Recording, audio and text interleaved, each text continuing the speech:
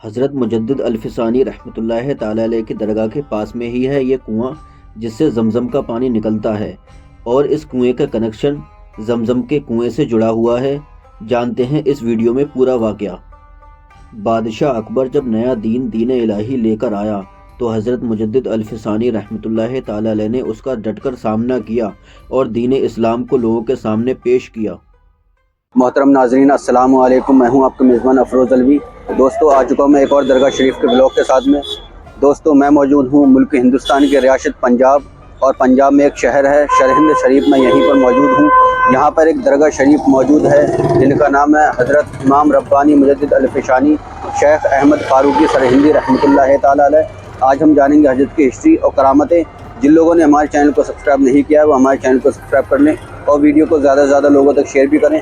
تو چلتے ہیں، ویڈیو شروع کرتے ہیں۔ بسم اللہ الرحمن الرحیم۔ حضرت امام ربانی رحمۃ اللہ تعالی علیہ کا اصل نام احمد تھا۔ آپ کا لقب بدر الدین تھا۔ آپ کا پورا نام حضرت امام ربانی مجدد الفسانی شیخ احمد فاروقی سرہندی رحمۃ اللہ تعالی علیہ تھا۔ آپ کی ولادت 14 شوال المکرم 971 ہجری و مطابق 25 مئی 1563 عیسوی کو ہوئی تھی۔ آپ کے والد محترم کا نام حضرت شیخ عبد الاحد قادری چشتی رحمۃ اللہ تعالی علیہ تھا، جو کہ اپنے وقت کے ولی کامل بزرگ تھے۔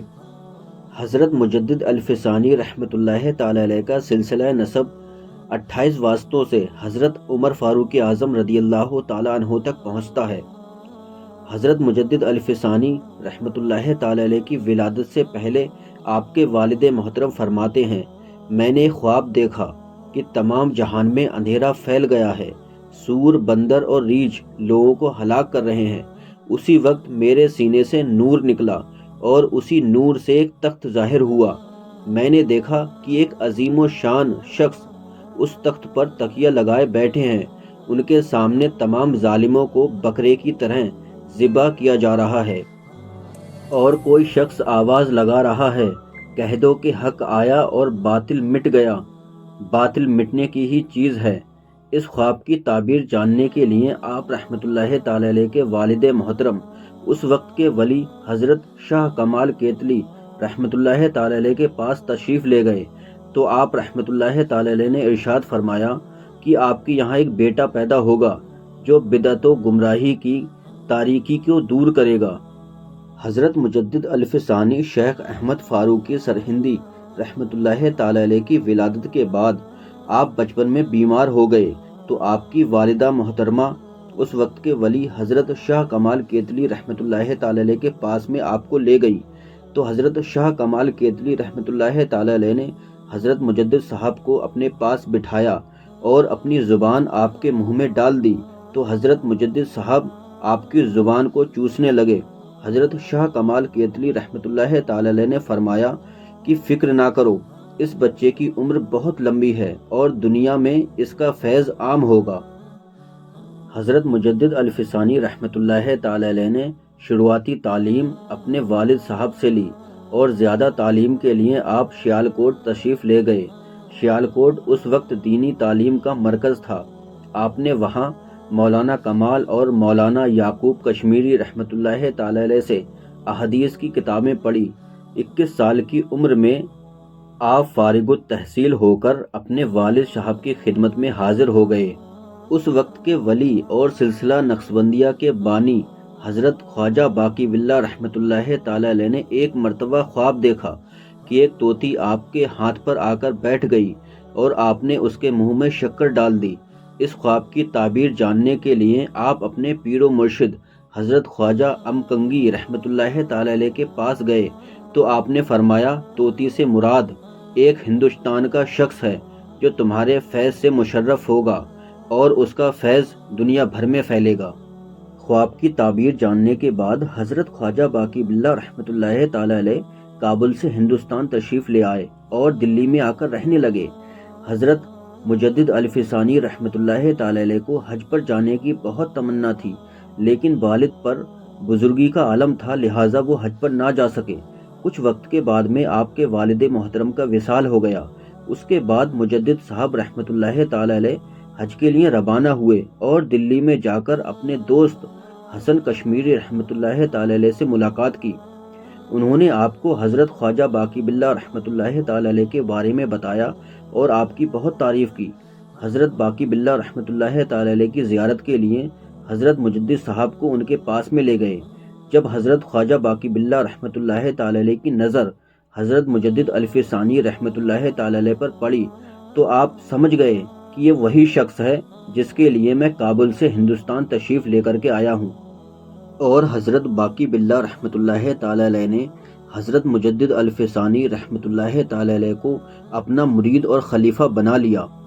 جب انسان پیسوں کے لیے اور دنیا داری کے لیے خود کو نہیں بدلتے، دین بدل لیتے ہیں، تب ایسے وقت میں اللہ تعالیٰ ایک مرد قلندر کو پیدا فرماتا ہے جس کو مجدد کہا جاتا ہے، جو گرد و غبار کو صاف کر کے اصل دین لوگوں کے سامنے پیش کرتا ہے۔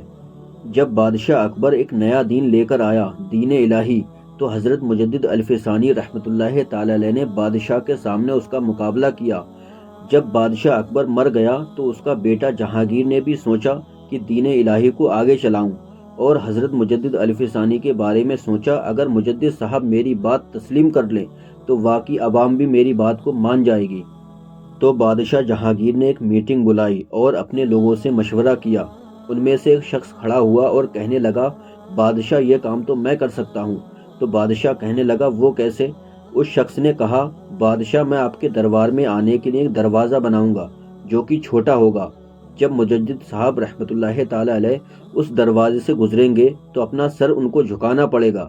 جیسے ہی وہ اپنا سر جھکائیں گے تو آپ لوگوں سے کہہ دینا، مجدد صاحب میری بات کو مان گئے ہیں، لہٰذا آپ بھی دین الہی کو تسلیم کر لو۔ جب حضرت مجدد الف ثانی رحمۃ اللہ تعالی علیہ کو بلایا گیا تو بادشاہ اکبر کی منشا کو حضرت مجدد صاحب سمجھ گئے، اور آپ رحمۃ اللہ تعالی علیہ دروازے سے گزرتے وقت آپ نے پہلے اپنے پیروں کو دروازے کے اندر کیا اور سر کو پیچھے ہٹاتے ہوئے آپ اس کے دربار میں حاضر ہو گئے۔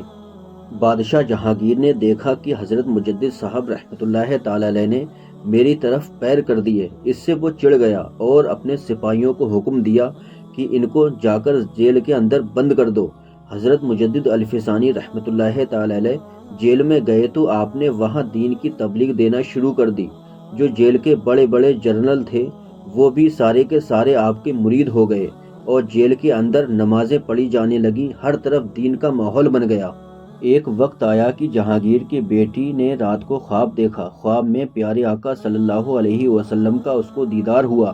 اس نے دیکھا کہ پیارے آقا صلی اللہ علیہ وسلم سخت ناراض ہیں، تو اس نے پیارے آقا صلی اللہ علیہ وسلم سے پوچھا کہ حضور آپ مجھے ناراض نظر آ رہے ہیں؟ تو پیارے آقا صلی اللہ علیہ وسلم نے فرمایا، میرا بیٹا تمہاری جیل کے اندر بند ہے اور تم مجھ سے پوچھتی ہو میں ناراض کیوں ہوں؟ وہ نیند سے جاگی اور کانپنے لگی اور رونے لگی۔ اس نے جا کر جہانگیر سے پورا خواب بتایا اور کہا، سرکار دو عالم صلی اللہ علیہ وسلم سخت ناراض ہیں، لہٰذا فوراً مجدد الف ثانی رحمۃ اللہ تعالی علیہ کو رہا کر دو۔ اس کے بعد فوراً جہانگیر نے اپنے سپاہیوں کو آرڈر دیا کہ حضرت مجدد صاحب کو رہا کر دیا جائے۔ حضرت مجدد الف ثانی رحمۃ اللہ تعالی علیہ نے رہائی پانے سے منع کر دیا تو بادشاہ پوچھنے لگا، آپ کو رہائی کیوں نہیں چاہیے؟ حضرت مجدد الف ثانی رحمۃ اللہ تعالی علیہ نے فرمایا، میں رہائی تبھی لوں گا جب میری کچھ شرطیں پوری کی جائیں گی۔ آپ نے فرمایا، تم نے جتنے قیدی قید کیے ہیں جو حق پر ہیں، جو دین اسلام پر ہیں، تم نے ان سب کو رہا کرنا ہے۔ تو بادشاہ جہانگیر نے سارے قیدی رہا کر دیے۔ تو آپ رحمۃ اللہ تعالی علیہ نے فرمایا، میری ایک اور شرط ہے۔ آپ نے فرمایا، نبی پاک صلی اللہ علیہ وسلم کا اصل دین نافذ کرو، اور جو تم نے پابندیاں لگائی ہیں وہ ساری پابندیاں ہٹاؤ، تب میں رہائی منظور کروں گا۔ تو بادشاہ جہانگیر نے اصل دین پورے بھارت میں نافذ کیا اور جو پابندیاں لگائی تھیں وہ ساری پابندیاں ہٹا دیں۔ محترم ناظرین، یہ ہیں مجدد الف ثانی شیخ احمد فاروقی سرہندی رحمۃ اللہ تعالی علیہ، جنہوں نے اپنی ذات کے لیے کچھ بھی نہیں کیا، جو کچھ بھی کیا دین اسلام اور سنت رسول کے مطابق کیا۔ مجدد الف ثانی جنہوں نے نبی پاک صلی اللہ علیہ وسلم کا اصل دین، جس پر اکبر بادشاہ نے دین الہی کی گرد غبار چھا رکھی تھی، اس کو صاف کر کے اصل دین لوگوں کے سامنے پیش کیا۔ محترم ناظرین، حضرت مجدد الفسانی رحمۃ اللہ تعالی علیہ کی درگاہ شریف کے بالکل بغل میں ہی موجود ہے یہ کنواں، جس کے بارے میں کہا جاتا ہے کہ اس میں زمزم کا پانی آتا ہے۔ آپ رحمۃ اللہ تعالی علیہ حج کے دوران زمزم کے کنویں کے پاس میں پانی پینے کے لیے گئے تو آپ کی چھڑی اس زمزم کے کنویں میں گر گئی۔ اس کے بعد حج سے فارغ ہو کر جب آپ واپس آئے تو لوگوں نے دیکھا کہ آپ کی چھڑی مبارک اس کنویں میں پڑی ہوئی ہے اور اس کنویں سے وہ چھڑی مبارک کو نکالا گیا۔ لوگوں کا کہنا یہ ہے کہ اس زمزم کے کنویں کا کنیکشن اس کنویں سے جڑا ہوا ہے اور اس کنویں میں زمزم کا پانی آتا ہے۔ ماشاءاللہ ہم نے بھی اس کنویں کا پانی کھڑے ہو کر پیا، کیونکہ زمزم کا پانی کھڑے ہو کر ہی پیا جاتا ہے۔ محترم ناظرین، اب ہم اس مسجد میں لے کر کے چلتے ہیں جس مسجد میں حضرت امام ربانی مجدد الفسانی رحمۃ اللہ تعالی علیہ نے عبادتیں کی ہیں۔ ناظرین، یہ اس دور کی مسجد ہے اور یہ کافی پرانی مسجد ہے۔ اس مسجد میں بہت سارے اولیاء اللہ نے عبادتیں کی ہیں، اس میں نمازیں ادا کی ہیں اور بہت خوبصورت اس مسجد کا نظارہ ہے۔